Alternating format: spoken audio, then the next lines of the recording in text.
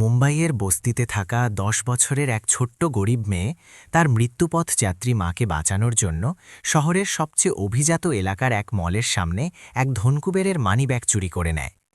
যে গল্পের শেষ হওয়া উচিত ছিল জেলের গড়াদের পেছনে, সেই মেয়েটি এমন এক রহস্য ফাঁস করে দিল যা সবার দুনিয়া বদলে দিল।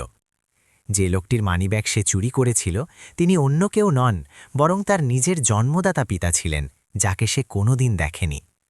দুঃখে ডুবে থাকা একটি জীবন হঠাৎ চোখের জল, ভালোবাসা আর এক রোমহর্ষক মোড়ে এসে নাড়িয়ে গেল। এই সত্য ঘটনাটি আপনাকে নাড়িয়ে দেবে। মুম্বাইয়ের ভিড়ের মাঝে এক ট্র্যাজেডি কিভাবে অলৌকিক ঘটনায় বদলে গেল, সেই গল্পই এটি। ধারাবির এক সংকীর্ণ গলিতে আজ সকালে বরাবরের মতোই ভিড় ছিল, কিন্তু আজ সেখানে আরোহীর সেই পরিচিত কণ্ঠস্বর শোনা যাচ্ছিল না।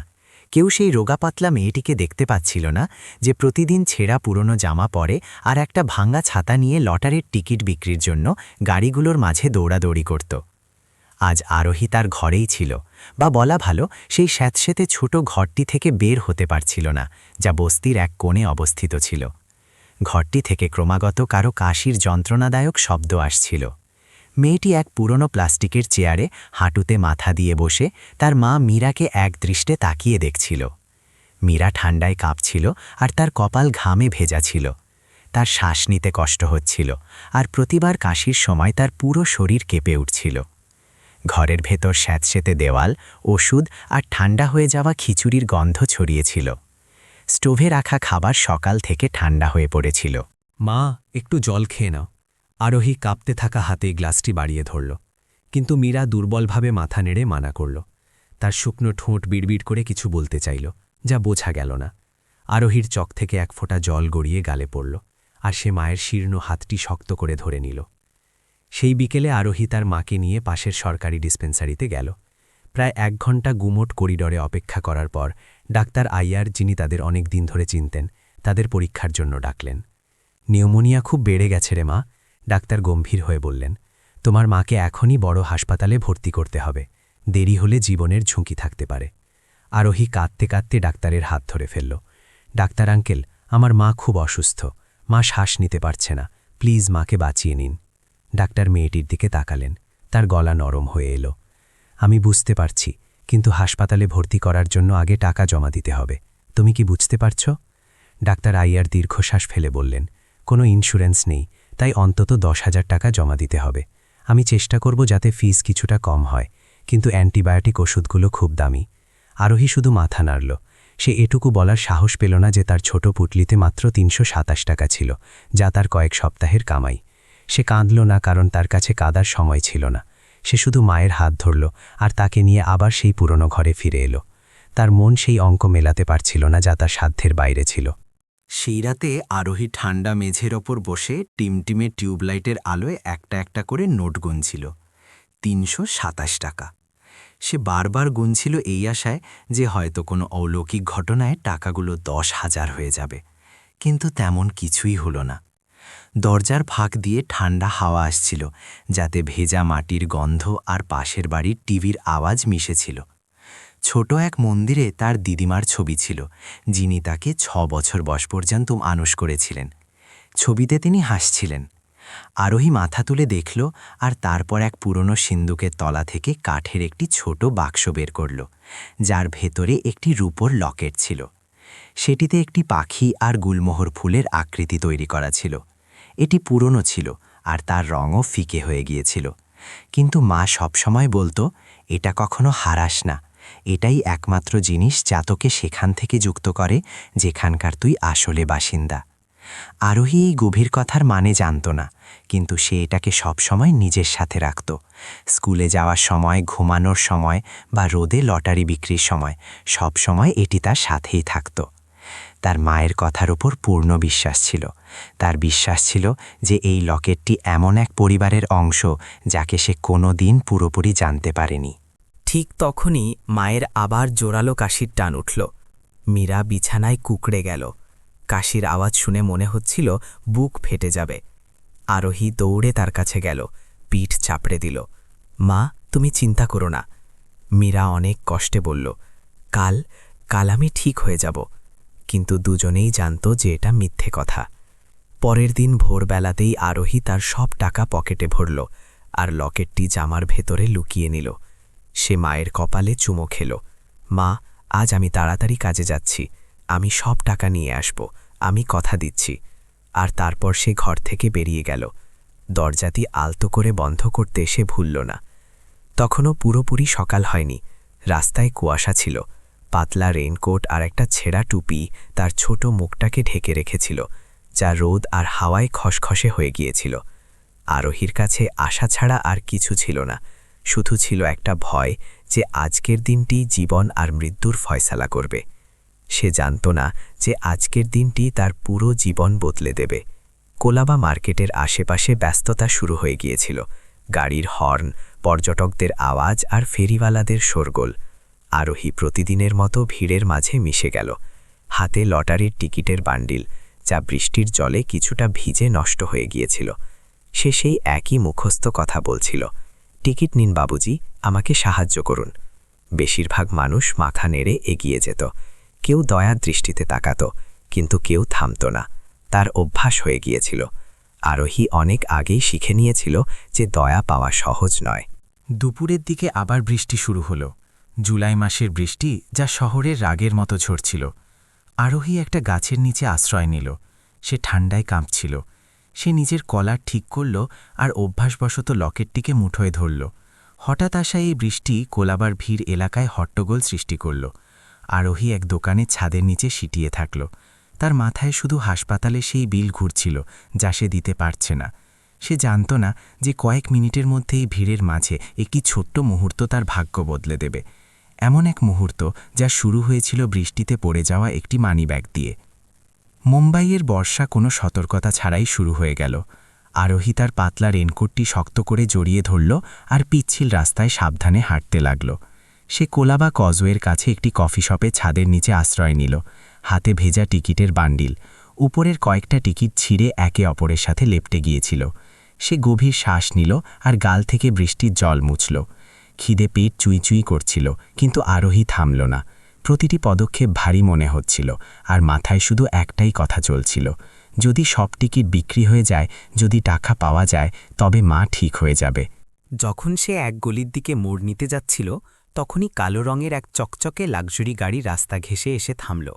এক লম্বা লোক গাড়ি থেকে নামলেন, যার দামি স্যুট বৃষ্টিতে ভিজছিল, কিন্তু তার কোনো তাড়া ছিল না। তিনি ফোনে কথা বলছিলেন। আওয়াজ ছিল গম্ভীর আর স্পষ্ট। প্রতিটি শব্দ যেন এক একটি আদেশ। আজই ডিল ফাইনাল করো, আমি জাপানি ক্লায়েন্টদের ভাবার সময় দিতে চাই না। আরোহী তাকে দেখছিল, কারণ তিনি সেখানকার বাকি লোকজনের থেকে একদম আলাদা ছিলেন। তার হাঁটার ধরন, কথা বলার ভঙ্গি, সবই ছিল একজন সিদ্ধান্ত গ্রহণকারী মানুষের মতো। তিনি নিজের পকেট থেকে মানিব্যাগ বের করলেন, হয়তো কাউকে কার্ড দেওয়ার জন্য। কিন্তু যখন তিনি গাড়ির দিকে এগোলেন, বৃষ্টির কারণে হাত ফসকে মানিব্যাগটি ফুটপাথে পড়ে গেল। পড়ার একটা আওয়াজ হলো, যা শুধু আরোহী শুনতে পেল। সে এদিক ওদিক তাকালো, কেউ দেখেনি। লোকটি গাড়িতে বসে পড়লেন, দরজা বন্ধ হলো আর গাড়ি চলতে শুরু করল। ভেজা পাথরের ওপর সেই মানিব্যাগটি একলা পড়ে জলজল করছিল। আরোহীর শরীর শক্ত হয়ে গেল। মাথায় মায়ের এক পরিচিত কণ্ঠস্বর ভেসে এলো, যতই অভাব হোক, কারো জিনিস নিবি না, খারাপ মানুষ হোস না আরোহী। কিন্তু ঠিক তার পরেই অন্য এক কণ্ঠস্বর এলো, যা অনেক বেশি যন্ত্রণাদায়ক ছিল, যদি মা মারা যায়, তবে আমার কাছে আর কি থাকবে। আরোহী ঢোক গিলল। সে মানিব্যাগের কাছে গেল, নিচু হল। তার হাত এমনভাবে কাঁপছিল যেন সে আগুন স্পর্শ করতে যাচ্ছে। সে সেই গাড়ির দিকে তাকালো, যা চোখের আড়াল হয়ে গিয়েছিল, আর তারপর চারপাশের লোকজনকে দেখল। কারো কোনো খেয়াল নেই। সে ধীরে ধীরে বলল, জানি না কার, আমাকে ক্ষমা করো মা। আর তারপর মানিব্যাগ তুলে নিয়ে দৌড়ে পালালো। বৃষ্টি খুব জোরে পড়ছিল।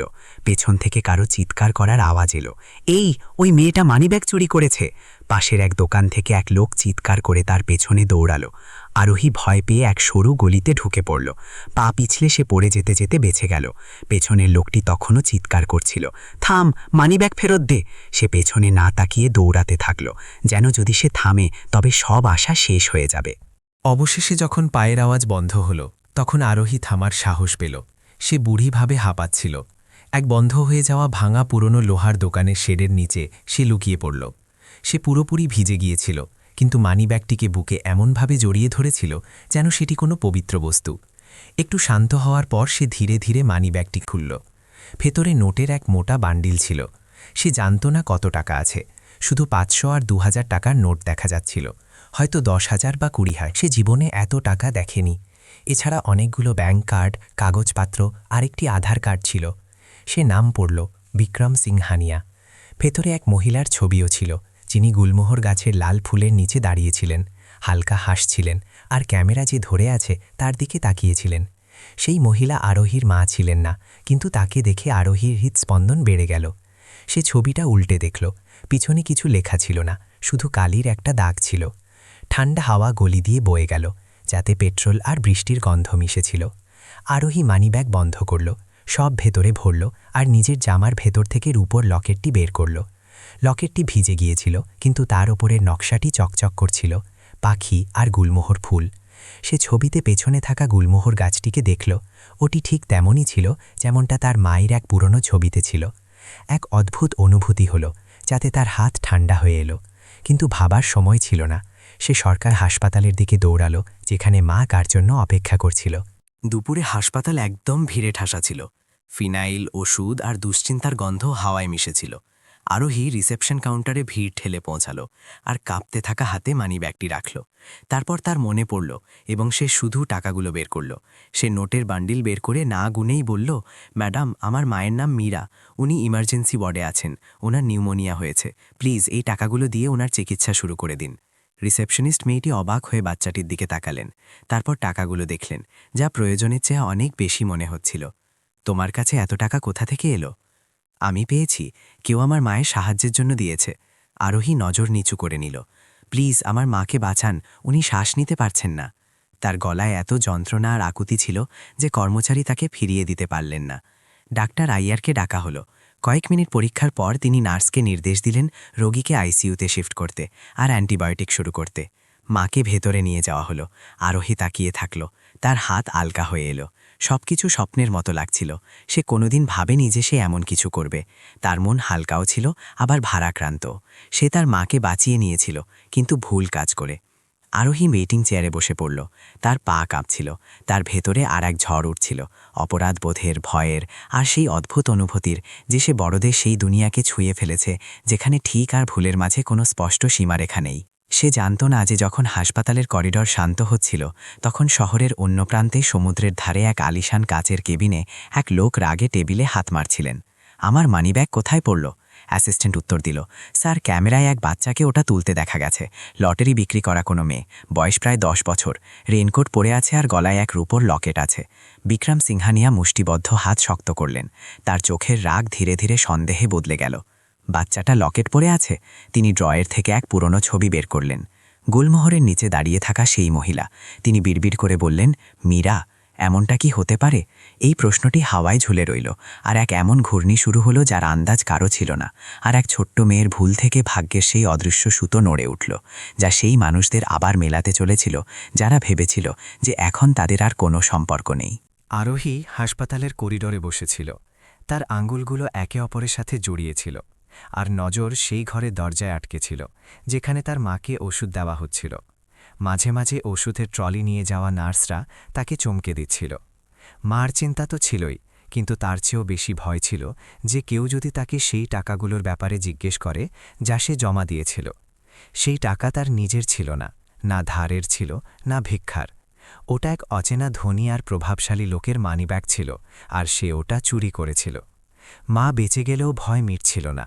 সে নিজের জামার ভেতর থেকে মানিব্যাগটি বের করে কোলের উপর রেখে ওটার দিকে তাকিয়ে রইল। তার মাথায় মায়ের দেওয়া শিক্ষা প্রতিধ্বনিত হচ্ছিল, যতই অভাব হোক নিজের মন পরিষ্কার রাখবি, দারিদ্র্যকে নিজের সততার উপর জয়ী হতে দিবি না।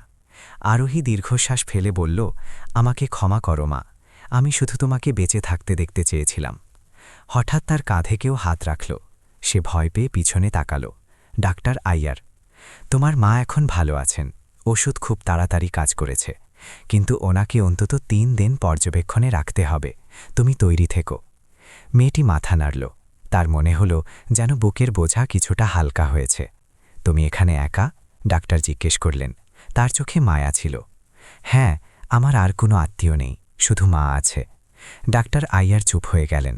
তিনি নিজের পেশায় অনেক পরিস্থিতি দেখেছিলেন, কিন্তু এই বাচ্চাটির চোখে এমন কিছু ছিল যে তিনি নজর সরাতে পারছিলেন না। একসাথে দৃঢ়তা আর ভয়। কিছুক্ষণে নীরবতার পর আরোহী সাহস সঞ্চয় করল।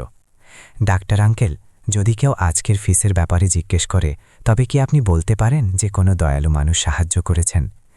ডাক্তার আইয়ারের কপালে ভাঁজ পড়ল। তোমার কাছে টাকা কোথা থেকে এলো আরোহী? আমি একটা মানিব্যাগ পেয়েছিলাম যাতে টাকা ছিল। আমি শুধু সেটুকুই নিয়েছি যা মায়ের চিকিৎসার জন্য দরকার ছিল। আমি বাকিটা ফেরত দিয়ে দেব। সে কাঁপতে কাঁপতে বলল। সে মিথ্যে বলতে চাইছিল না। সত্যিটা এক ভারী পাথরের মতো তার বুকে চেপেছিল। ডাক্তার আইয়ার তাকে কিছুক্ষণ দেখলেন আর তারপর ধীরে ধীরে মাথা নাড়লেন। আমি কাউকে কিছু বলবো না, কিন্তু তোমাকে আমাকে কথা দিতে হবে যে মা সুস্থ হওয়ার পর আমরা দুজনে মিলে সেই টাকা ফেরত দেওয়ার পথ বের করব। ঠিক আছে, আরোহী কেঁদে ফেলল। কাল থেকে আজ পর্যন্ত প্রথমবার সে এক পাকাপোক্ত প্রতিজ্ঞার মতো মাথা নাড়ল। বিকেলে যখন মীরাকে জেনারেল ওয়ার্ডে শিফট করা হলো, আরোহী তার পাশে বসে তাকে ঘুমোতে দেখল। হালকা আলোয় তার মা এখনও ফ্যাকাশে আর দুর্বল দেখাচ্ছিল, কিন্তু মুখে যন্ত্রণার ছাপ কমে গিয়েছিল। সে মায়ের হাত ধরল, উষ্ণতা অনুভব করল। মা, সে নিচু স্বরে ডাকল। মীরা চোখ খুলল আর এক দুর্বল হাসি দিল। তুই লটারির অনেক টিকিট বিক্রি করেছিস। কি করে? আরোহী মাথা নিচু করে নিল। হ্যাঁ মা, খুব ভালো এক ম্যাডাম দেখা দিয়েছিলেন। তিনি ওষুধের জন্য টাকা দিয়েছেন। মীরা আর কিছু জিজ্ঞেস করেনি, হয়তো মেয়ের ওপর বিশ্বাসের কারণে বা খুব ক্লান্তির কারণে। আরোহীর মন ভেতরে ভেতরে কুঁকড়ে যাচ্ছিল। সেই রাতে যখন মা গভীর ঘুমে মগ্ন ছিল, আরোহী চুপচাপ আবার মানিব্যাগটি খুলল। সে ওটা ফেরত দিতে চাইছিল। কাগজপত্রের মাঝে সে একটি ভিজিটিং কার্ড খুঁজে পেল। Vikram Singhania, chairman, VS group, office Bandra Kurla complex, BKC, Mumbai. VS group, তার মনে পড়ল। বস্তির কেউ একদিন এই বড় কনস্ট্রাকশন কোম্পানির নাম নিয়েছিল, যারা আকাশচুম্বী ইমারত বানায়। সে মাকে দেখল, তারপর নিজের গলার লকেট, আর তারপর মানিব্যাগে রাখা ছবিটা। গুলমোহরের নিচে দাঁড়িয়ে থাকা সেই মহিলাটি হুবহু তার মায়ের মতো দেখতে লাগছিল। অনেক বেশি মিল। সে যতই দেখছিল ততই তার মাথায় আসছিল না যে এই লোকটির কাছে তার মায়ের মতো দেখতে মহিলার ছবি কেন আছে। তারা কি আত্মীয়? না, এমনটা ভাবা পাগলামি। পরের দিন সকালে সে সিদ্ধান্ত নিয়ে নিল। ভিএস গ্রুপের কাচের আলিশান অফিস আরোহীর দুনিয়া থেকে একদম আলাদা ছিল। উঁচু গেট, ইউনিফর্ম পরা গার্ড, সব জায়গায় ক্যামেরা। আরোহী গেটে বাড়িয়েছিল, পকেটে মানিব্যাগ শক্ত করে ধরা, বুক ঢিপ ঢিপ করছিল। কার সাথে দেখা করতে হবে? গার্ড কর্কশ গলায় জিজ্ঞেস করল। আমি বিক্রম স্যারের সাথে দেখা করতে চাই। তোমার কি কাজ? গার্ড সেই বৃষ্টিতে ভেজা, খালি পা আর রোগা মেয়েটিকে ওপর নিচ দেখল। তাকে কোনোভাবেই চেয়ারম্যানের সাথে দেখা করার যোগ্য মনে হচ্ছে না। অ্যাপয়েন্টমেন্ট আছে? না, কিন্তু আমার কাছে বিক্রম স্যারের মানিব্যাগ আছে, আমি ওটা ফেরত দিতে চাই। ঠিক তখনই বিক্রমের পার্সোনাল অ্যাসিস্ট্যান্ট অঞ্জলি লবি থেকে বেরিয়ে আসছিল। সে কথাটি শুনতে পেয়ে আরোহীর দিকে ফিরল। তার তীক্ষ্ণ নজর বাচ্চাটির গলায় ঝুলতে থাকা রূপোর লকেটে গিয়ে স্থির হল। তুমি বলছো তোমার কাছে বসের মানিব্যাগ আছে? হ্যাঁ, দেখাও আমাকে। আরোহী কাঁপতে থাকা হাতে মানিব্যাগটি বের করল। অঞ্জলি মানিব্যাগটি খুলল, এক নজর দেখল আর অবাক হয়ে গেল। এটি সত্যিই বিক্রম স্যারের মানিব্যাগ ছিল। তুমি এখানেই দাঁড়াও। সে দ্রুত ভেতরে চলে গেল। 25 তলার অফিসে বিক্রম সিংহানিয়া জানলা দিয়ে আরব্য সাগরের দিকে তাকিয়ে গভীর চিন্তায় ডুবেছিলেন। কাল রাতে মানিব্যাগ হারানোর খবর পাওয়ার পর তিনি কোলাবার চারপাশের সব সিসিটিভি ফুটেজ চেক করিয়েছিলেন। ফুটেজে এক শীর্ণ মেয়েকে দেখা গিয়েছিল, বয়স প্রায় 10 বছর, যে রেনকোট পরেছিল। মুখ পরিষ্কার ছিল না, কিন্তু একটি জিনিস তার নজর কেড়েছিল, রূপোর লকেট। ওটা শুধু এক টুকরো গয়না ছিল না, বরং সেই লকেটের হুবহু নকল ছিল, যা তিনি 10 বছর আগে মীরাকে উপহার দিয়েছিলেন। তার বুক থক করে উঠল। অঞ্জলি দরজায় টোকা দিল। স্যার, ওই মেয়েটি লবিতে অপেক্ষা করছে। আমি চেক করেছি, ওটা আপনারই মানিব্যাগ। বিক্রম মাথা তুললেন। ওকে ওপরে নিয়ে এসো। কয়েক মিনিট পর দরজা খুলল। আরোহী ভেতরে এলো। ভয়ে তার হাত পা কাঁপছিল। বিক্রম উঠে দাঁড়ালেন। মেয়েটির দিকে এমনভাবে তাকিয়েছিলেন যেন তার চোখে কিছু খুঁজছেন। আরোহী মাথা নিচু করে নিল। সরাসরি তাকানোর সাহস হল না। সরি স্যার, আমি আপনার মানিব্যাগ পেয়েছিলাম। আমি ওটা থেকে টাকা নিয়েছি মাকে হাসপাতালে ভর্তি করার জন্য, কিন্তু আমি আর কিছু নিইনি। আমি শুধু মাকে বাঁচাতে চেয়েছিলাম। আমি ইচ্ছে করে চুরি করিনি। বিক্রম কিছু বললেন না, শুধু কাছে এলেন আর মেয়েটির গলার লকেটটি খুঁটিয়ে দেখলেন। এই লকেটটি তোমার কাছে কবে থেকে আছে? মা ছোটবেলায় দিয়েছিলেন। মা বলেছিলেন এটাই একমাত্র চিহ্ন যা বলে দেয় যে আমি কোথা থেকে এসেছি। বিক্রমের হাতে হালকা কম্পন শুরু হলো, গলা ধরে এলো। তোমার মায়ের নাম কি? মীরা, মীরা শর্মা। পুরো ঘরে নিস্তব্ধতা নেমে এলো। বিক্রম এক পা পিছিয়ে গেলেন, যেন বুক ধরফর করতে ভুলে গেছে। আরোহী মাথা তুলল আর প্রথমবার সেই লোকটির চোখের দিকে তাকালো। আর সেই মুহূর্তেই দুজনেই উপলব্ধি করল যে তারা সেই সত্যের মুখোমুখি, যা অস্বীকার করার উপায় নেই। ভেজা চুল থেকে জলের ফোঁটা মেঝের ওপর পড়ল। মুম্বাইয়ের গুমোট আবহাওয়ার মাঝে এক আবেগঘন ঝড় উঠতে শুরু করেছিল। এটি বৃষ্টি ছিল না, বরং ছিল স্মৃতি, সত্য আর সেই সব না বলা কথার ঝড়, যা কোনোদিন কোথাও হারিয়ে যায়নি।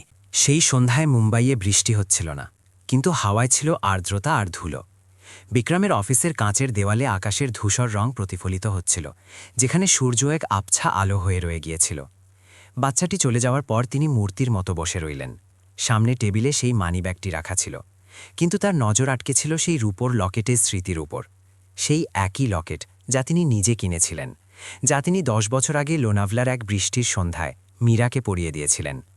বিক্রম সিংহানিয়া ভারতে বিশ্বাস করার মতো মানুষ ছিলেন না। তার পুরো জীবন ডেটা, কন্ট্রাক্ট আর কন্ট্রোলের উপর দাঁড়িয়েছিল, কিন্তু আজ এই সংযোগ তাকে নাড়িয়ে দিয়েছিল। সেই মেয়ে আরোহী কথা বলার সময় যেভাবে মাথা নিচু করে থাকে, ভুল স্বীকার করার সময় যেভাবে কাঁপছিল, তা একদম মীরার মতো ছিল। আর আরোহী, এটাই সেই নাম যা মীরা পছন্দ করেছিল যদি কোনোদিন তাদের মেয়ে হয়। তিনি ড্রয়ার খুললেন আর একটি পুরনো কাঠের বাক্স বের করলেন, যা 10 বছর ধরে বন্ধ ছিল। ভেতরে লোনাভলা পাহাড়ের মাঝে তোলা একটি ছড়ে ছিল, সেই একই ছবি যা তার মানি ব্যাগেও ছিল। ছবিতে মীরা গুলমোহর ফুলের মাঝে দাঁড়িয়েছিল, মুখে সেই স্নিগ্ধ হাসি, চোখ দুটো সরাসরি তার দিকে তাকিয়ে। নিচে লেখা ছিল, সেই মানুষটির জন্য যিনি ফেরার প্রতিশ্রুতি দিয়েছেন। তিনি ছবিটিকে ছুঁয়ে বিড়বিড় করে বললেন, আমি ফিরে তো এসেছিলাম, কিন্তু বোধহয় অনেক দেরি হয়ে গিয়েছিল। অঞ্জলি ভেতরে এসে নিস্তব্ধতা ভাঙল। বিক্রম স্যার, আমি সিটি হাসপাতালে খোঁজ নিয়েছি।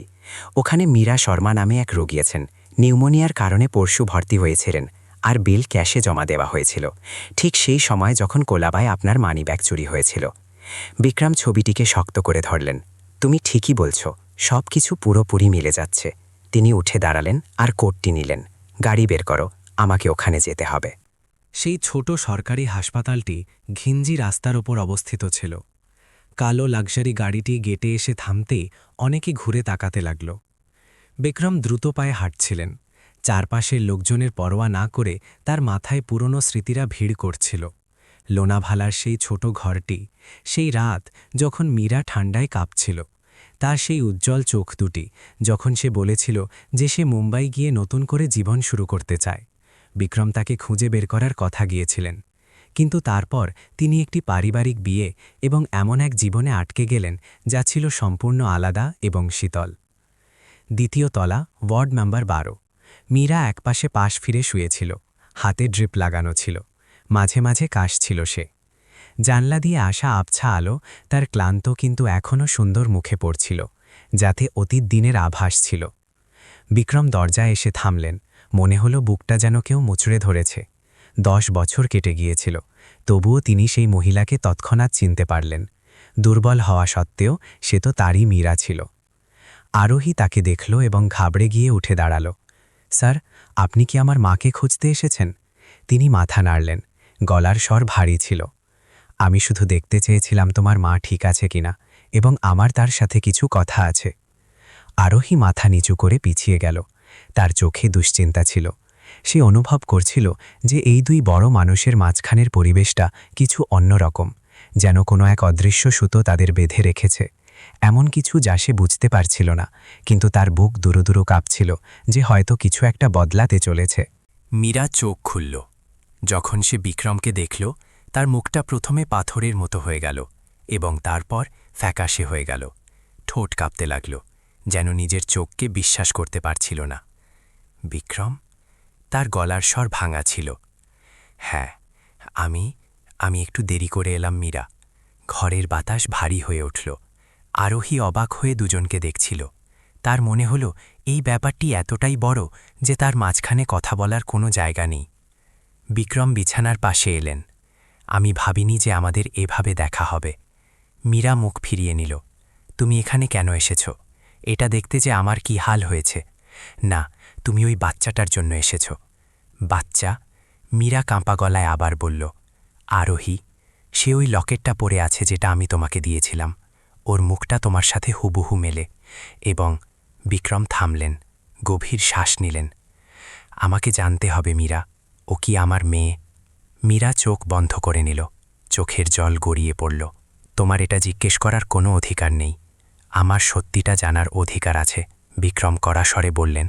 যদি তুমি সেদিন গায়েব না হতে, যদি তুমি আমাকে বলতে। তুমি কি জানো আমি কেন গায়েব হয়েছিলাম? মীরা হঠাৎই বলে উঠল, গলায় যন্ত্রণা ছিল। কারণ তুমি অন্য কাউকে বিয়ে করতে যাচ্ছিলে, কারণ তুমি আমাকে অপমান আর ঘৃণার নজরের মাঝে একা ফেলে দিয়েছিলে। আমি গর্ভবতী ছিলাম আর তুমি নিজের বিয়ের ছবি তুলছিলে। আমি চাইনি আমার সন্তান অন্য মহিলার সন্তান হয়ে বড় হোক।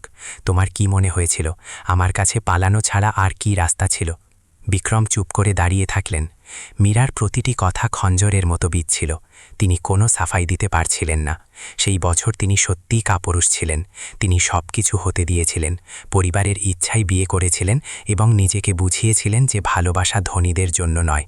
কিন্তু এখন এই মহিলাকে দেখে, তার ভাঙা গলার স্বর শুনে তিনি উপলব্ধি করলেন যে সবচেয়ে দামি জিনিসটি ছিল ভুল শুধরে নেওয়ার সুযোগ।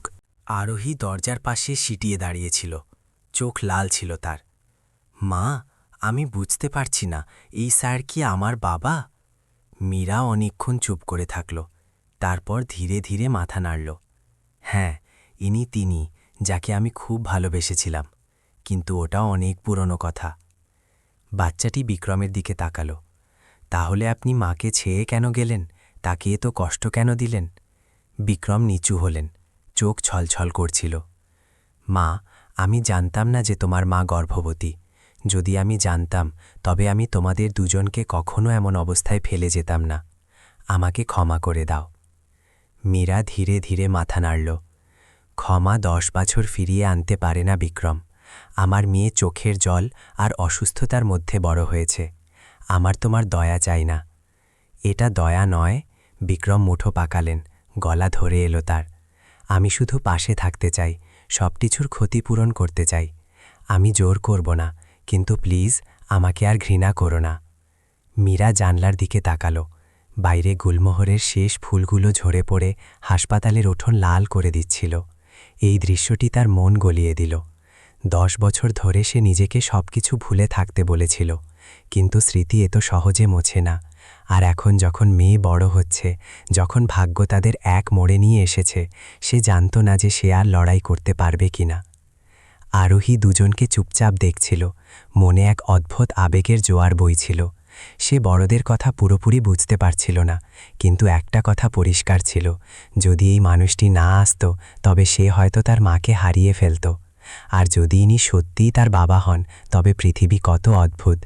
যে মানুষটিকে সে ভয় পাচ্ছিল, যার কাছ থেকে সে চুরি করেছিল, সে তারই নিজের রক্ত বলে গণ্য হল। কেউ কিচ্ছু বলল না।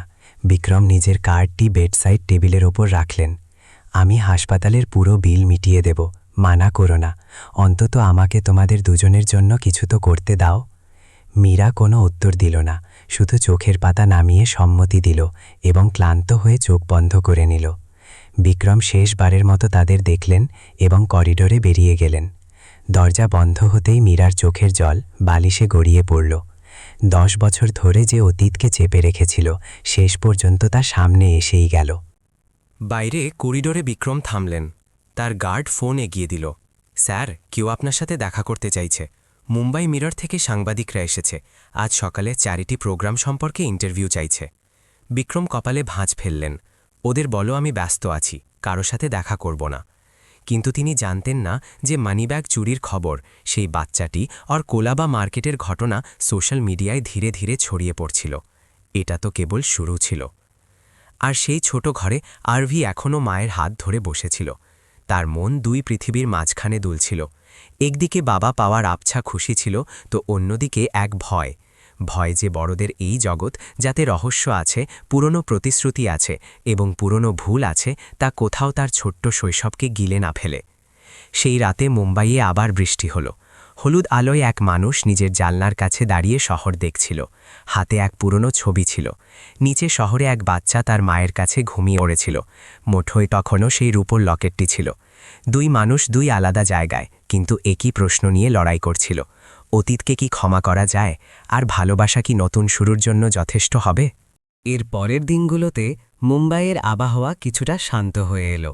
এখন আর টানা বৃষ্টি হচ্ছিল না, শুধু হালকা রোদ শহরকে আদর করছিল, যেন ঝড়ের পরের স্তব্ধতা। সেই পুরনো হাসপাতালের ঘরে মীরা ধীরে ধীরে সুস্থ হচ্ছিল। তার ফ্যাকাশে ভাব কমে গিয়েছিল, এবং এখন তার ঘন ঘন কাশির টানও উঠছিল না। আরোহী রোজ খিচুড়ি বানাত, পট্টি বদলে দিত এবং প্রতিটি ছোটখাটো জিনিসের খেয়াল রাখত, যা দেখে হাসপাতালের সবাই সেই বাচ্চাটির বুদ্ধিমত্তার ভক্ত হয়ে গিয়েছিল। বিক্রম এখন আর সেখানে আসতেন না, কিন্তু হাসপাতালের সব বিল সময় মতো মেটানো হচ্ছিল। একদিন ডাক্তার আয়ার ধীরে ধীরে আরোহীকে বললেন, কেউ তোমার মায়ের ডিসচার্জ হওয়া পর্যন্ত সব খরচ দিয়ে দিয়েছে এবং একটি বার্তাও দিয়েছে, নতুন শুরুর সুযোগকে ফিরিয়ে দিও না। আরোহীকে কারো কাছে জিজ্ঞেস করার দরকার ছিল না, সে জানত এই বার্তাকে পাঠিয়েছে।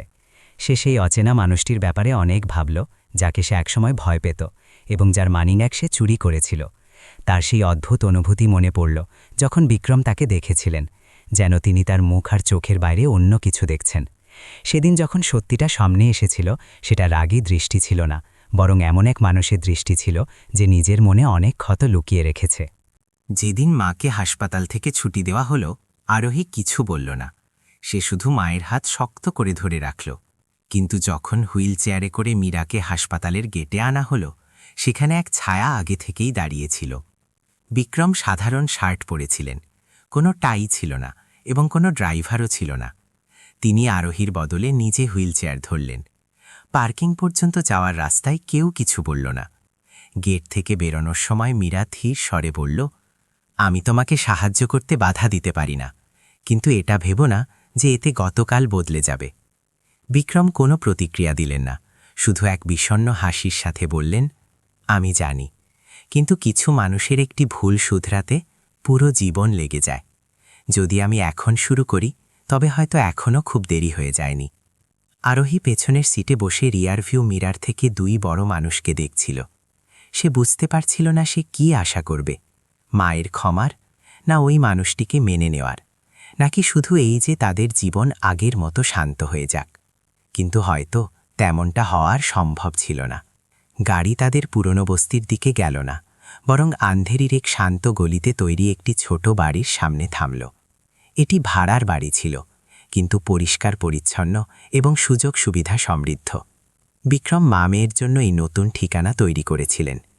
মীরা খুশি ছিল না, কিন্তু সে প্রতিবাদও করল না। সে দুর্বল ছিল এবং বেশি দূরে যেতে পারত না। আর সবচেয়ে বড় কথা, আরোহী যখন বিক্রমকে দেখছিল, তার চোখে এমন কিছু ছিল যা মীরা এড়িয়ে যেতে পারল না। সেই বিকেলে জিনিসপত্র গোছানোর সময় আরোহী সিঁড়ি বেয়ে ওপরের ঘরে গেল। ওটা ছোট ঘর ছিল, কিন্তু তাতে জানলা ছিল যেখান দিয়ে চাঁদের আলো আসছিল। আর সেখানে একটি পুরনো স্টাডি টেবিল রাখা ছিল, যা বিক্রম আগে থেকেই সেখানে রাখিয়েছিলেন। টেবিলের ওপর খাতার একটি সেট, কিছু নতুন বই এবং হাতে লেখা একটি নোট ছিল।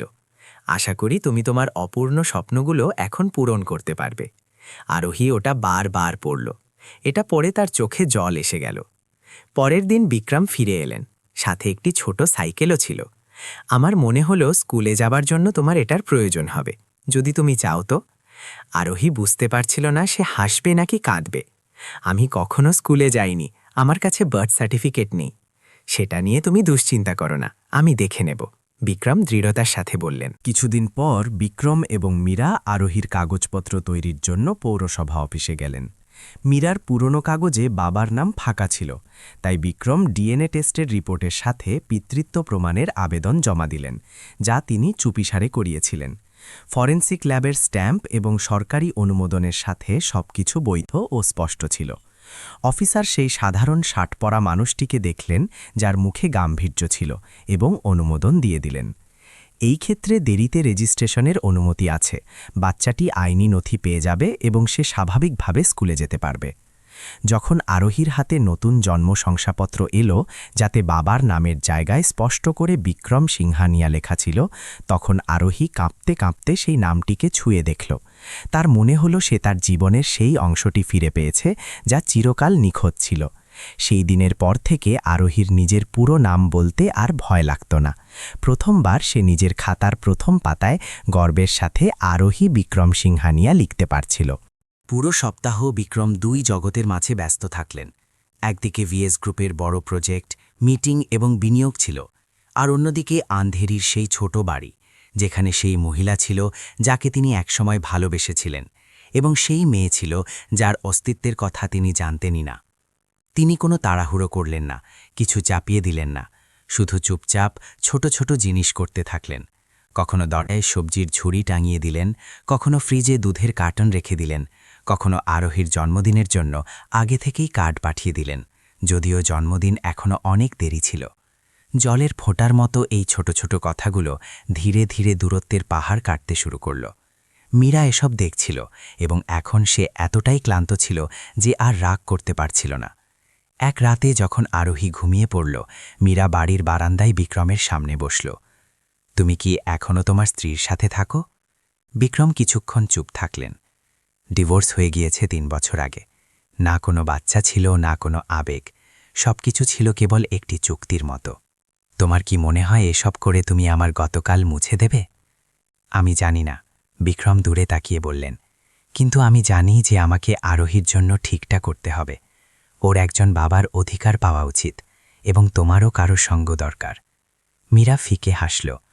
মাঝে মাঝে মানুষকে এটা বোঝার জন্য একা থাকতে হয় যে সে কে, আর মাঝে মাঝে মানুষ শুধু ঠিক হওয়ার ভান করে, কারণ কেউ তাদের এত কাছে আসে না যে তাদের ক্ষত দেখতে পায়।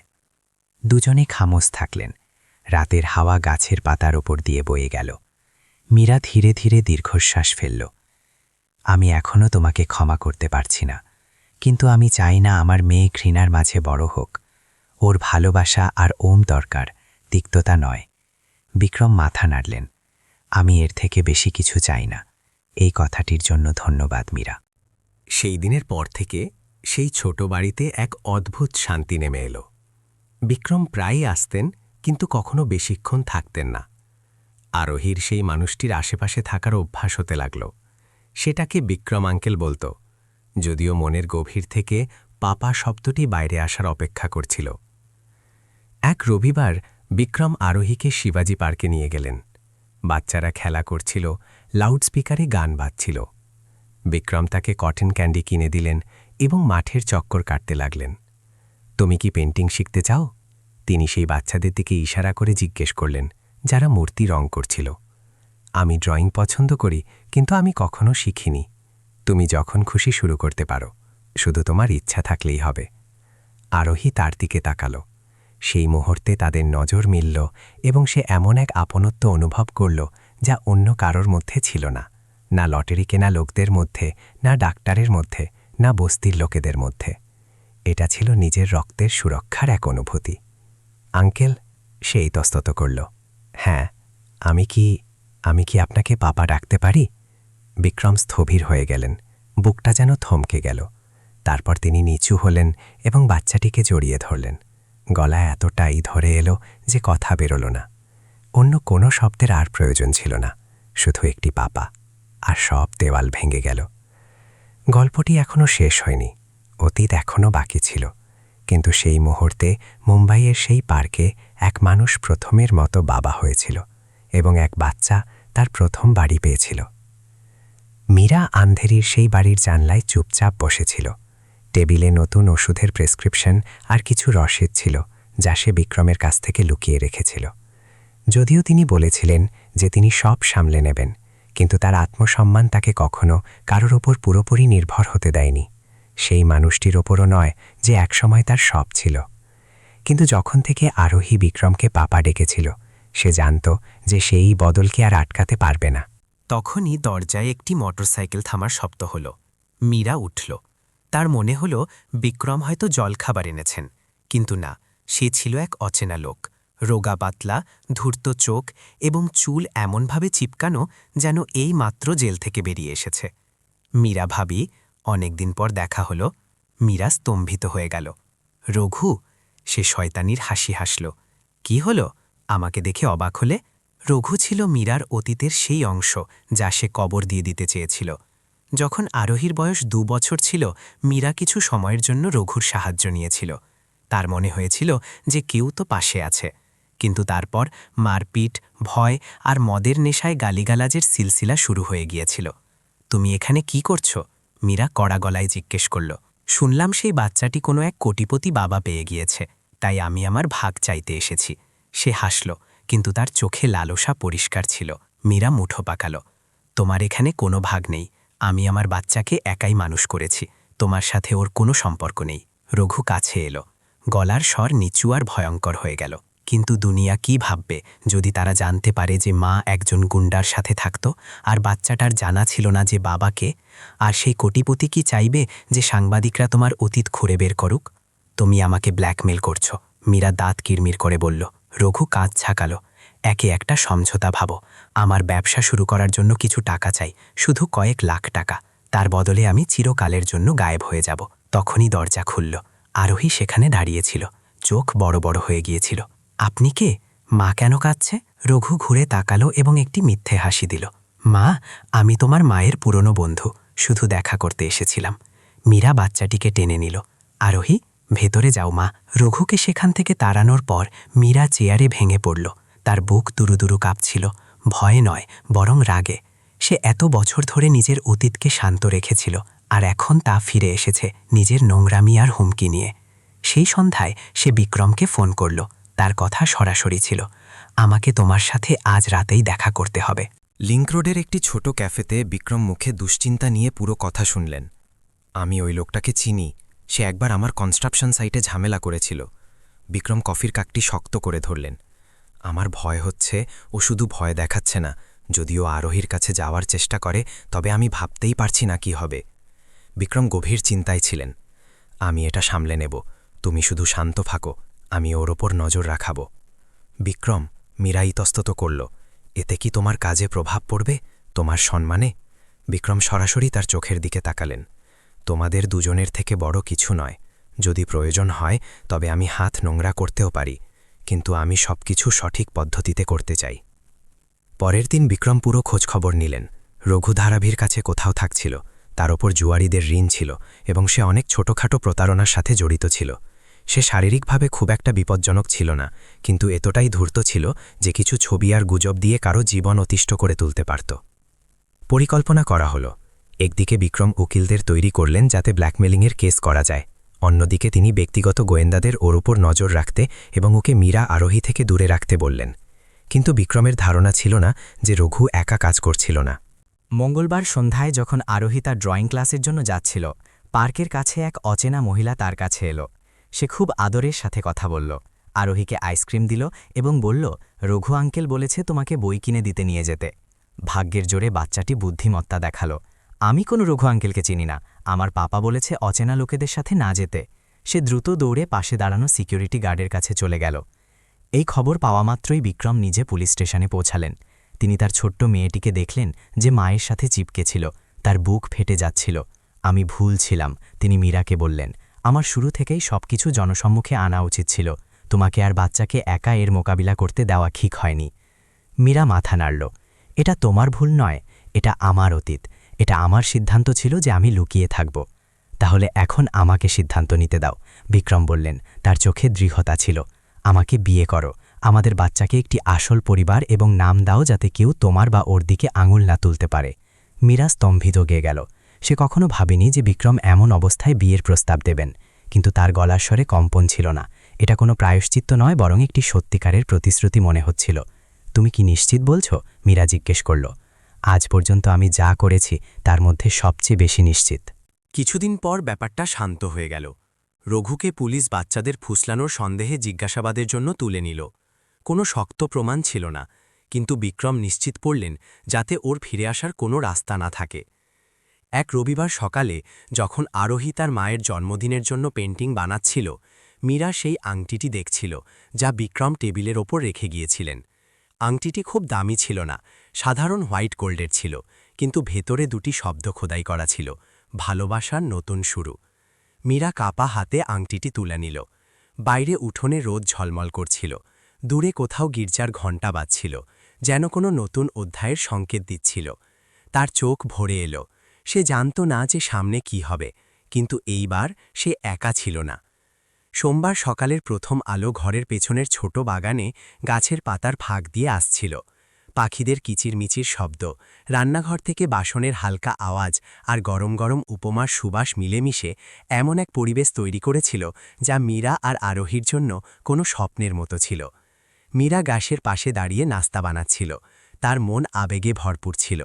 সে কখনো ভাবেনি যে একদিন সে এমন শান্ত এক বাড়িতে থাকবে, যেখানে না থাকবে মারপিট বা ঝগড়ার আওয়াজ, না থাকবে পাওনাদারদের ভয়ে লুকিয়ে থাকার ভয়, আর না থাকবে দুনিয়ার ঘৃণ্য দৃষ্টি। জীবনে এখনও চ্যালেঞ্জ ছিল, কিন্তু অন্তত এখন সে একা ছিল না। আরোহী নিজের টেবিলে বসে সেই পেন্টিংয়ে রং ভরছিল যা সে গত সপ্তাহে শুরু করেছিল। তার মা আর বিক্রমের একটি ছবি। সে মীরার চুল খুব সুন্দর করে এঁকেছিল, চোখে এক উজ্জ্বলতা ছিল, আর বিক্রমের মুখ গম্ভীর হলেও চোখে এক কোমলতা ছিল। কাগজে তিনজন একসাথে দাঁড়িয়েছিল, আর পেছনে একটি ছোট বাড়ি ছিল যার ব্যালকানি থেকে ফুল ঝুলছিল। তখনই দরজা খুলে বিক্রম ভেতরে এলেন। তার হাতে একটি ফাইল আর নাস্তার প্যাকেট ছিল। আরোহী খুশিতে চিৎকার করে উঠল, পাপা! বিক্রম হাসলেন এবং মেয়ের মাথায় হাত বুলিয়ে দিলেন। আমার কাছে তোমাদের দুজনের জন্য একটি সুখবর আছে। মীরা ঘুরল, কেমন খবর? বিক্রম ফাইলটি টেবিলের ওপর রাখলেন।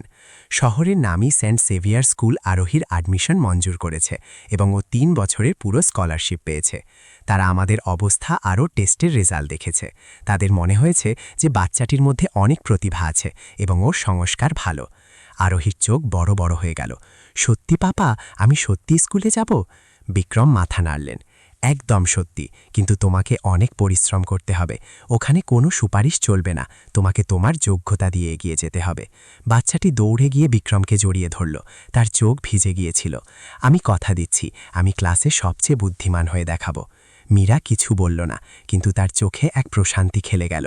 সে জানত যে তার মেয়ের সামনের সফর এখন একেবারেই আলাদা হবে। এখন তাকে তপ্ত রোদে লটারি বিক্রি করতে হবে না, বা দয়ার ভিক্ষা চাইতে হবে না। এখন তার কাছে ক্লাসরুম থাকবে, বন্ধু থাকবে, আর বইয়ের এক নতুন জগৎ থাকবে। 1 সপ্তাহ পর আরোহী স্কুলে যেতে লাগল। নতুন ইউনিফর্ম, স্কুলের লোগো দেওয়া নীল ব্যাগ আর বিক্রমের দেওয়া সাইকেলের সাথে তাকে আর 5টা স্কুল পড়ুয়া বাচ্চার মতোই লাগছিল। কিন্তু তার মনে এখনও একটি ভয় ছিল। প্রথম দিন ক্লাসের পরিবেশটা নতুন ছিল। বাচ্চাদের কৌতূহলী দৃষ্টি আর ফিসফিসানি তাকে অস্বস্তিতে ফেলছিল। লাঞ্চ ব্রেকে রিয়া নামে একটি মেয়ে তার কাছে এলো। তুমি আরোহী না? সে ইতস্তত করে মাথা নাড়ল। শুনলাম তোমার পাপা কোটিপতি। অদ্ভুত ব্যাপার তো। আরোহী একদম চুপ হয়ে আছে। রিয়া এগিয়ে এসে বলল, কিন্তু আমার ক্লাসের কিছু বাচ্চা বলছিল যে তুমি আগে লটারি আর টিকিট বিক্রি করতে। এটা কি সত্যি? আরোহী খুব লজ্জাবোধ করল, কিন্তু পালিয়ে যাওয়ার বদলে সে মাথা তুলে রিয়ার দিকে তাকালো। হ্যাঁ, আমি টিকিট বিক্রি করতাম, কিন্তু এখন আমি তোমার মতোই পড়তে এসেছি। আমার মনে হয় না এতে লুকানোর মতো কিছু আছে। এই উত্তর শুনে রিয়া অবাক হয়ে গেল। কিছুক্ষণ পর সে হেসে মাথা নাড়ল। আমার নাম রিয়া, আমি পেন্টিং খুব পছন্দ করি। তুমি করো? হ্যাঁ, খুব। আরোহী হাসল এবং সেখান থেকেই এক নতুন বন্ধুত্বের সূচনা হলো। কিছু সপ্তাহ কেটে গেল। আরোহী ধীরে ধীরে সবার সাথে মিশতে শুরু করল। সে আর্ট ক্লাব জয়েন করল এবং নিজের পরিশ্রম ও সরলতার কারণে টিচারদের প্রিয় হয়ে উঠল। কিন্তু একদিন সন্ধ্যায় যখন সে বাড়ি ফিরল, দেখল মা গেটের কাছে বসে আছেন এবং তার মুখে চিন্তার ছাপ। কি হয়েছে মা? মীরা তাকে একটি গসিপ পত্রিকা দেখাল। প্রথম পাতায় পার্কে বিক্রমের আরোহীকে কোলে তুলে নেওয়ার ছবি ছিল এবং হেডলাইন ছিল, কোটিপতি বিক্রম সিংঘানিয়ার গুপ্ত কন্যার রহস্য। আরোহী স্তব্ধ হয়ে গেল। এটা খবরের কাগজে কেন এলো? ছবিকে তুলেছে। মীরা হাত কাঁপছিল। হয়তো কেউ ইচ্ছা করে এমনটা করেছে। কিছুক্ষণ পর বিক্রম এলেন। তাকে মীরার চেয়ে অনেক শান্ত দেখাচ্ছিল। আমার আন্দাজ ছিল যে এমন কিছু হবে। আজকের মিডিয়া ব্যক্তিগত জীবন খুঁড়ে দেখা পছন্দ করে।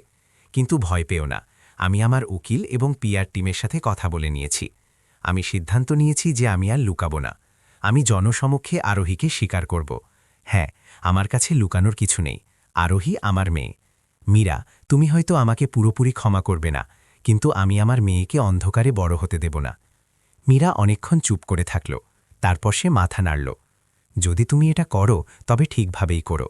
আমি শুধু চাই আমার বাচ্চার যেন কোনো ক্ষতি না হয়।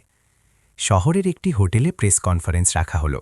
কোনো জাঁকজমক নেই, শুধু কিছু বাছাই করা সাংবাদিক এবং ভিএস গ্রুপের প্রতিনিধিরা ছিলেন। বিক্রম মাইকের সামনে দাঁড়ালেন, গলা ছিল শান্ত। আমার নাম বিক্রম সিংহানিয়া এবং আমি নিশ্চিত করছি যে আরোহী আমার নিজের মেয়ে। আমি আমার সন্তানের অস্তিত্ব সম্পর্কে জানতাম না এবং এটা আমার জীবনের সবচেয়ে বড় ভুল ছিল। আমি আমার পূর্ণ ক্ষমতা দিয়ে ওর দায়িত্ব পালন করব। দয়া করে বড়দের ভুলের কারণে একটি বাচ্চাকে নিশানা বানাবেন না। এরপর তিনি বাইরে এলেন এবং কাঁপতে থাকা আরোহীর হাত শক্ত করে ধরলেন। হলের ভেতর উপস্থিত শয়ে শয়ে মানুষ হাততালি দিয়ে উঠল। কেউ উপহাস করল না এবং জীবনে প্রথমবার মেয়েটি নিজের নামে গর্ব অনুভব করল। সেই রাতে আরোহী ছাদে বসে শহরের ঝলমলে আলো দেখছিল। মীরা হলুদের দুধ নিয়ে এলো এবং মেয়ের পাশে বসল। কি ভাবছ? আমি ভাবছি যে আমি খুব ভাগ্যবান যে আমার কাছে মা এবং বাবা দুজনেই আছে। যদিও একটু দেরিতে পেলাম, কিন্তু পেলাম তো। মীরা হেসে তাকে জড়িয়ে ধরল। হ্যাঁ, দেরি করে হলেও সব ঠিক আছে। মুম্বাইয়ের আকাশে তারা জ্বলজ্বল করছিল।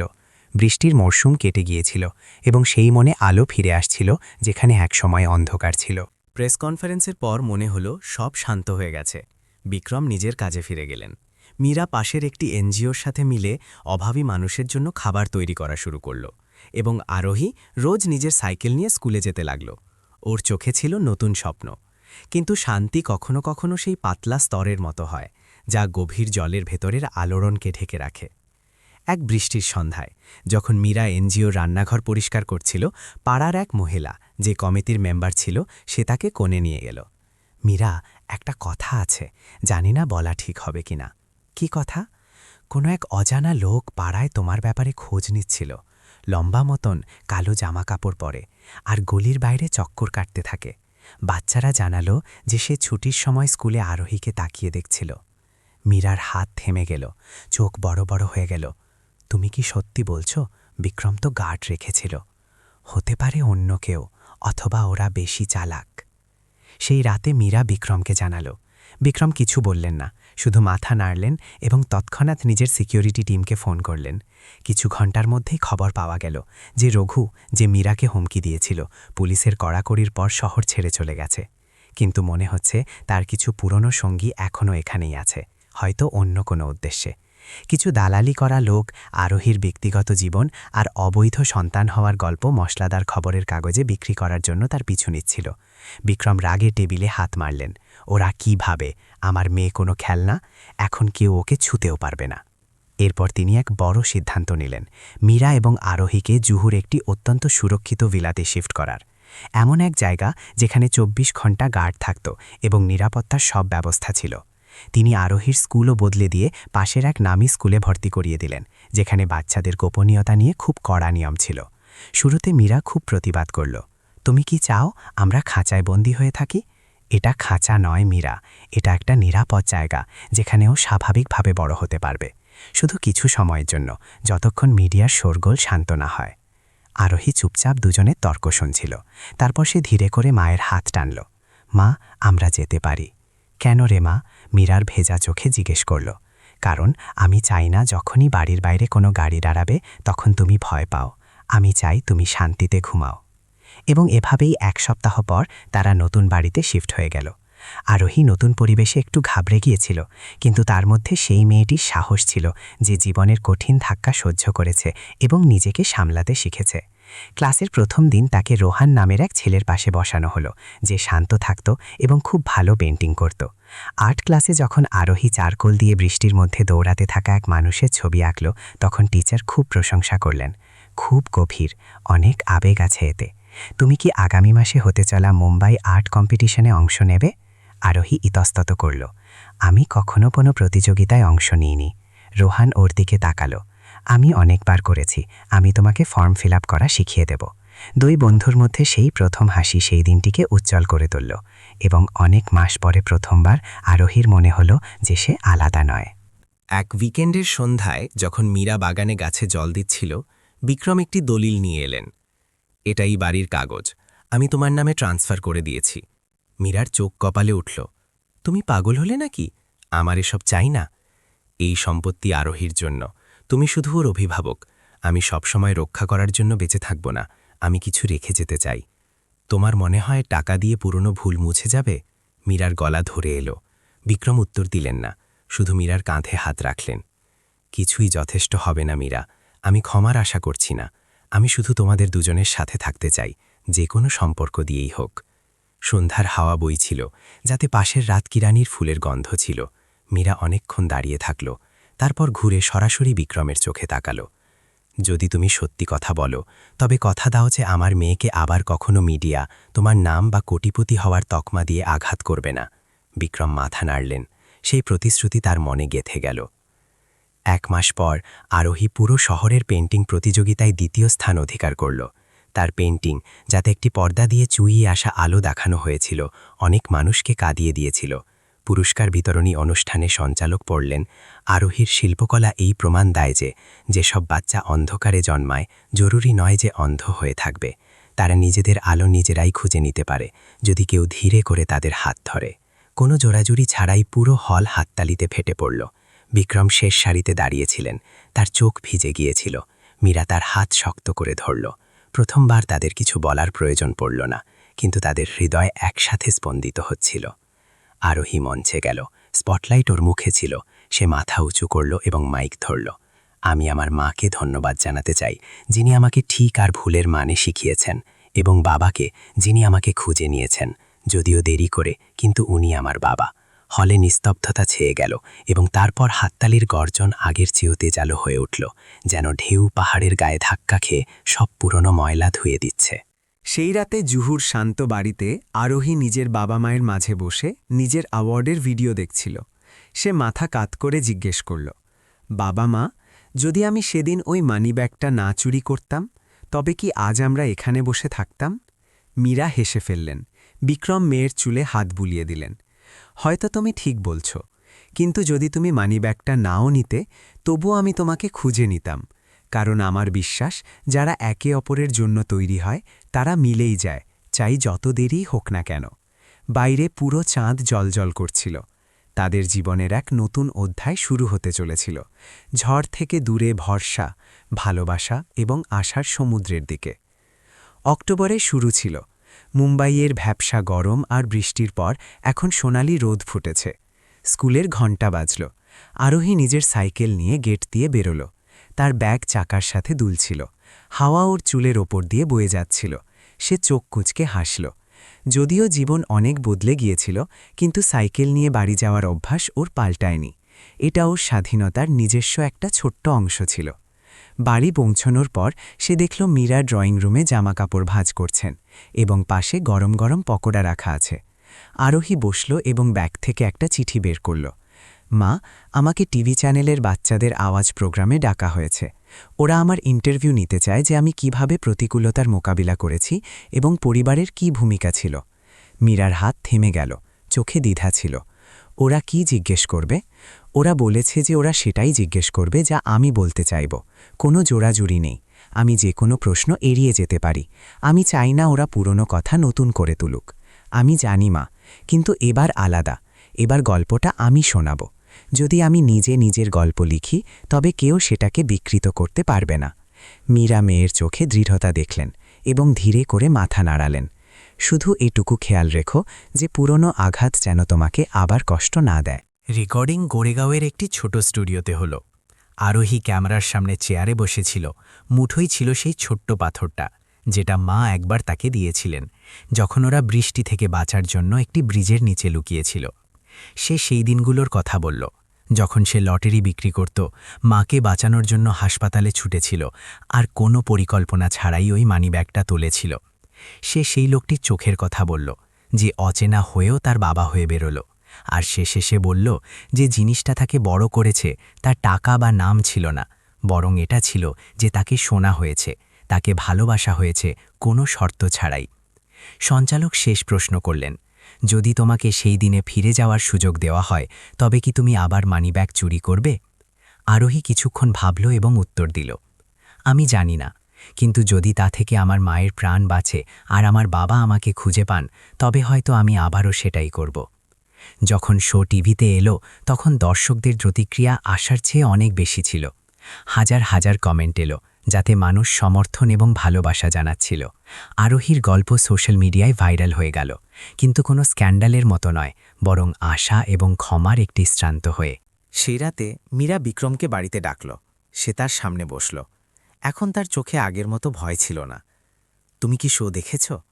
হ্যাঁ, বিক্রম বললেন। তার নজর ছিল চায়ের কাপের দিকে। বাচ্চাটা খুব তাড়াতাড়ি বড় হয়ে গেছে। এতে কিছু অবদান তোমারও আছে। বিক্রম মাথা তুললেন। তিনি অবাক হয়েছিলেন, কারণ প্রথমবার মীরা এই কথা মেনে নিয়েছিলেন। কিন্তু আরোহীর এখন শুধু স্কুলের ফিস বা নিরাপদ বাড়ি চাই না, ওর একটা পুরো পরিবার চাই। আমি বুঝি, কিন্তু আমি এটাও জানি যে আমি এখন আর সেই মানুষটা নই যাকে তুমি ভরসা করতে। আমরা দুজনেই বদলে গেছি। মীরা নিচু স্বরে বলল, এবং হয়তো এখন ক্ষমা করার সময় এসে গেছে। বিক্রম চেয়ারের হাতল শক্ত করে ধরলেন। তুমি কি সত্যি? ক্ষমা করার মানে ভুলে যাওয়া নয়, বরং এটা স্বীকার করা যে অতীত ঠিক ছিল না, কিন্তু আমরা এগিয়ে যেতে পারি। আমি চাই না আরোহীর বাবা মা একে অপরকে অচেনা মানুষের মতো দেখুক। যদি তুমি রাজি থাকো তবে আমরা চেষ্টা করতে পারি, কিন্তু এবার সম্মান বা ক্ষতিপূরণের জন্য নয়, ভালোবাসার জন্য। এক লম্বা নীরবতা থাকল।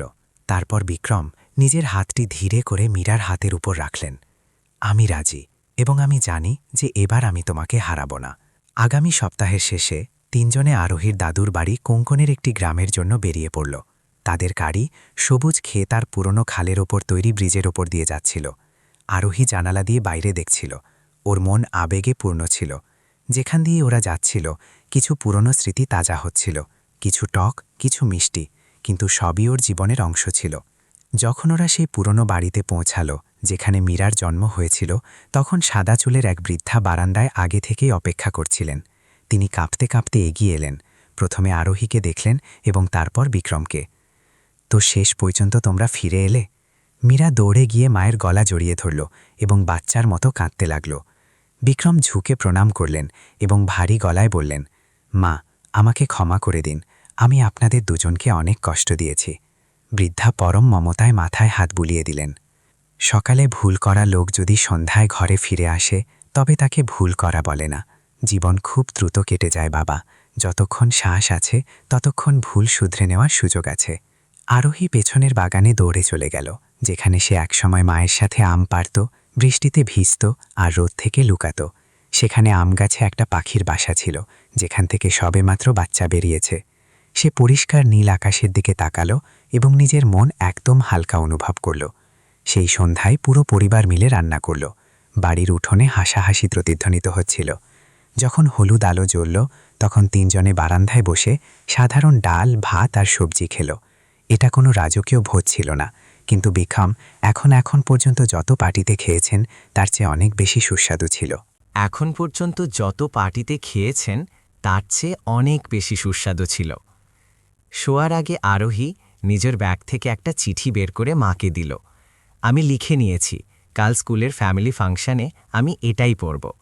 টিচার বলেছিলেন যে বিষয় হল সেই মানুষটি যাকে আপনি সবচেয়ে বেশি ধন্যবাদ জানাতে চান। মীরা ধীরে ধীরে পড়তে শুরু করলেন। শেষ লাইনে এসে তার গলা বুঝে এলো। আমি মাকে ধন্যবাদ জানাই, কারণ তিনি কখনো হার মানেননি। বাবাকে ধন্যবাদ, কারণ তিনি সঠিক সময়ে ফিরে এসেছেন। এবং জীবনকে ধন্যবাদ, যা আমাকে শিখিয়েছে যে খুশি প্রাসাদে থাকায় নয়, বরং নিজের প্রিয়জনের হাত ধরে অন্ধকার পার হওয়ার মধ্যে আছে। মীরার গাল বেয়ে জল গড়িয়ে পড়ল। বিক্রম দুজনকে নিজের বাহুবন্ধী করে নিলেন। কেউ কিছু বলল না, কিন্তু সবাই বুঝে গিয়েছিল যে আজ থেকে অতীত ঘুমিয়ে পড়েছে এবং এক পূর্ণ ভবিষ্যৎ তাদের সামনে হাত বাড়িয়ে দাঁড়িয়ে আছে। ডিসেম্বরের এক সকাল, মুম্বাইয়ের হাওয়ায় রাতের বৃষ্টির পর হালকা ঠান্ডা ছিল। সেন্ট জেভিয়ার স্কুলের ক্যাম্পাসে গাছের পাতা দিয়ে রোদের আলো চুঁয়ে আসছিল। আজকের দিনটা বিশেষ ছিল, পারিবারিক মূল্য সম্মান সমারোহ, যেখানে ছাত্রদের নিজের প্রিয়জনদের সম্পর্কে নিজের অনুভূতি শেয়ার করতে হবে। স্কুলের মাঠ সাদা আর নীল রিবান দিয়ে সাজানো হয়েছিল। স্টেজ ছিল সাধারণ, যাতে একটি মাইক আর অভিভাবকদের জন্য চেয়ার রাখা ছিল। স্টেজের মাঝে লাগানো বোর্ডে লেখা ছিল, পরিবার, যেখানে ভালোবাসা শুরু হয় এবং কখনো শেষ হয় না। আরোহী তৃতীয় সারিতে বসেছিল। সে সাদা সালোয়ার কামিজ পরেছিল এবং চুল পেছনে বাঁধা ছিল। ওর হাতে 4 ভাঁজ করা কাগজ ছিল, সেই ভাষণ যেটা সে রাত জেগে না জানি কতবার লিখেছে আর শুধরেছে। ওর হাত একটু কাঁপছিল, বুক দুরুদুরু করছিল। এই জন্য নয় যে তার ভিড়ের সামনে বলতে ভয় লাগছিল, বরং এই জন্য যে প্রথমবার সে নিজের লড়াই, নিজের মা, বাবা এবং পরিবারের মানে পৃথিবীকে বলতে যাচ্ছিল। পেছনে মীরা হালকা বেগুনি রঙের শাড়ি পরেছিলেন, যা এনজিওর মহিলারা তাকে গিফট করেছিলেন। বিক্রম সাধারণ সাদা শার্টে ছিলেন, তার নজর মেয়ের ওপর আটকে ছিল এবং মনে সেই অনুভূতি হচ্ছিল যাকে তিনি গর্ব বলতেও ইতস্তত করছিলেন। সঞ্চালক ঘোষণা করলেন, এখন আমি ক্লাস 8-এর ছাত্রী আরোহীকে ডাকতে চাইব, যার বিষয় হল পরিবার, যেখানে আমি আলো পেয়েছি। হাততালি পড়ল। আরোহী দীর্ঘশ্বাস নিল এবং ছোট পোডিয়ামে উঠে দাঁড়াল। সে একবার কাগজটা দেখল এবং তারপর সামনে বসা ভিড়কে। ওর চোখ জলজল করছিল। শ্রদ্ধেয় শিক্ষক শিক্ষিকাবৃন্দ, বাবা মা এবং আমার বন্ধুরা, আমি ভাবতাম পরিবার শুধু বড় লোকদের কাছে থাকে, কারণ আমার জীবনের প্রথম 8 বছর আমি আর আমার মা একটা ভাঙা ঘরে ছিলাম, যেখানে ছাদ দিয়ে জল পড়ত আর খাবারে প্রায় শুধু নুন রুটি থাকত। আমার মা সকালে ডালিয়া বিক্রি করতেন আর সন্ধ্যায় পুরনো কাগজ কুড়োতেন, এবং আমি স্কুলের পর লটারির টিকিট বিক্রি করতাম, রোদে হোক বা বৃষ্টিতে। ভিড়ের মধ্যে একটু গুঞ্জন শুরু হলো। কিছু অভিভাবক সামনের দিকে ঝুঁকে এলেন। একবার আমি মাকে জিজ্ঞেস করেছিলাম, আমাদের কি কোনো পরিবার নেই? মা অনেকক্ষণ চুপ করেছিলেন, তারপর আমাকে জড়িয়ে ধরে বললেন, শুধু আমি আর তুমি, এটাই আমাদের পরিবার। আরোহী থামল, ওর চোখ জলে ভরে এলো। নিচে বসা মীরা তাড়াতাড়ি নিজের চোখের জল মুছলেন। কিন্তু তারপর মা অসুস্থ হয়ে পড়লেন, এতটাই অসুস্থ যে আমার মনে হলো আমি তাকে হারিয়ে ফেলব। আমি ঘাবড়ে গিয়েছিলাম এবং সেই নিরুপায় অবস্থায় আমি সেটা করেছিলাম যা আমার করা উচিত ছিল না। আমি এক অচেনা লোকের মানিব্যাগ চুরি করেছিলাম, এই আশায় যে মাকে বাঁচাতে পারব। পুরো হল নিস্তব্ধ হয়ে গেল। আর অদ্ভুত ব্যাপার এই যে সেই লোকটি আমার নিজের বাবা বেরিয়েছিলেন, যাকে আমি কখনো দেখিনি। আবারও গুঞ্জন শুরু হলো, কিন্তু আরোহী থামল না। সেই সময় আমি মায়ের ওপর রেগেছিলাম, বাবার ওপরও রেগেছিলাম যে কেন তিনি আমাকে ভালোবাসা ছাড়া রাখলেন। কিন্তু তারপর আমি বুঝতে পারলাম যে প্রত্যেকের নিজস্ব কষ্ট থাকে। মা সত্যটা লুকিয়েছিলেন কারণ তিনি ঘৃণা করতে চাননি, বরং আমাকে ঘৃণা থেকে বাঁচাতে চাইছিলেন। আর বাবা ফিরে এসেছেন ভুল শুধরানোর জন্য নয়, বরং এই জন্য কারণ তিনি বুঝতে পেরেছিলেন যে সবচেয়ে জরুরি জিনিস হলাম আমি। আরোহীর গলা একটু ভারী হল, তারপর সে হাসল। এখন আমার কাছে মা আছেন, বাবা আছেন। আমরা পারফেক্ট নই, কিন্তু আমরা একে অপরের হাত ধরে এগিয়ে যাওয়ার জন্য তৈরি। তারা আমার ওপর পড়াশোনার চাপ দেননি, আমাকে অন্য কেউ হতে বলেননি। তারা আমাকে শুধু আমি হয়ে থাকতে দিয়েছেন। এমন এক মেয়ে যে ধীরে ধীরে ক্ষমা করতে, ভালোবাসতে আর ভালোর ওপর ভরসা করতে শিখেছে। হাততালির গর্জনে পুরো মাঠ ফেটে পড়ল। কিছু মানুষ উঠে দাঁড়িয়ে হাততালি দিচ্ছিলেন, কেউ চোখ মুছছিলেন। প্রিন্সিপাল মাথা নিচু করে আরোহীকে ধন্যবাদ জানালেন এবং সঞ্চালক চুপচাপ পেছনে সরে গেলেন, যাতে সেই আবেগঘন মুহূর্ত সবাই অনুভব করতে পারে। অনুষ্ঠান শেষ হবার পর অনেক মানুষ আরোহীর সাথে হাত মেলাতে এলেন। এক মহিলা তাকে জড়িয়ে ধরে ফিসফিস করে বললেন, তুমি খুব সাহসী মা। আমিও একজন সিঙ্গেল মাদার এবং তোমার প্রতিটি কথা বুঝতে পারছি। বিক্রম দূরে দাঁড়িয়ে নিজের মেয়েকে প্রশংসা আর ভালোবাসায় ঘিরে থাকতে দেখছিলেন। তার মনে হল যেন বুকের ওপর থেকে অনেক বড় একটা বোঝা নেমে গেছে। মীরা তার কাছে এলেন এবং নিজের রুমাল বাড়িয়ে দিলেন। কেঁদে নাও, এখন নিজেকে আর শক্ত করে রেখো না। বিক্রম চোখের জলের মধ্যেই হেসে ফেললেন। কে কাঁদছে? শুধু চোখে ধুলো ঢুকেছিল। তারা দুজনেই হাসলেন এবং সেই হাসির মাঝে খুব প্রশান্তির কিছু অঙ্কুরিত হল। এখন সেটা দুই হারিয়ে যাওয়া মানুষের ইতস্তত বোধ ছিল না, বরং একটা নীরব সম্মতি ছিল। এই পরিবার শেষ পর্যন্ত পূর্ণ হল। সেই সন্ধ্যায় তারা 3 জন জুহুর বাড়িতে ফিরে এলেন। আরোহী নিজের সার্টিফিকেট আর স্কুলের ছোট গিফটটি যত্ন করে রাখল। সে স্টেজে তোলা পরিবারের ছবিটিকে ফ্রেমে বাঁধিয়ে নিজের বিছানার পাশে রাখল। রাত হল, ঠান্ডা বাড়ল। মীরা গরম চা বানালেন এবং 3 জন ছোট টেবিলের চারপাশে বসলেন। বাইরে হাওয়া গাছেদের পাতায় শিরশির শব্দ করছিল। বিক্রম নিজের হাত স্ত্রীর হাতের ওপর রাখলেন এবং মেয়ের দিকে ফিরলেন। আরোহী, তুমি কি মহাবালেশ্বর যেতে চাইলে? তোমার মায়ের ওই জায়গাটা খুব পছন্দ ছিল, কিন্তু তোমার জন্মের পর আমরা কখনো সেখানে যেতে পারিনি। আরোহীর মুখ উজ্জ্বল হয়ে উঠল। সত্যি বাবা, আমরা সবাই একসাথে যাব? হ্যাঁ, এবার পুরো পরিবার একসাথে যাবে, আসল অর্থে। আরোহী মাথা নাড়ল। ওর মনে হলো ওর হৃদয়টা পাখির মতো হালকা হয়ে গেছে। হয়তো সে নিজের জীবনে এক খুব লম্বা আর কঠিন চক্কর কেটেছে, অন্ধকার, সমাজের চিন্তা আর আঘাতের মধ্য দিয়ে। শুধু এই একটি সাধারণ কথা বোঝার জন্য যে পরিবারকে পারফেক্ট হওয়ার দরকার নেই, শুধু এটুকু যথেষ্ট যে তারা একে অপরের হাত যেন না ছাড়েন। এবং তার জন্য সেই যাত্রা, যা এক অন্ধকার গলি থেকে শুরু হয়েছিল, এখন রোদে ভরা সেই রাস্তায় চলে এসেছে, যার নাম হল পরিবার। বন্ধুরা, আরোহীর এই লড়াই আর বিজয়ের কাহিনী আপনাদের কেমন লাগলো? পৃথিবীর কোন প্রান্ত থেকে আপনারা এই কাহিনী শুনছেন তা আমাদের কমেন্ট করে অবশ্যই জানাবেন। আমাদের প্রার্থনা আপনারা এবং আপনাদের পরিবার সুস্থ থাকুন, শান্তিতে থাকুন। যদি আপনাদের কাছেও এমন কোনো জীবন সংগ্রামের গল্প থাকে যা অন্যদের অনুপ্রাণিত করতে পারে, তবে তা আমাদের সাথে শেয়ার করুন। আমরা চেষ্টা করব আপনার কাহিনী বিশ্বের মানুষের কাছে পৌঁছে দিতে।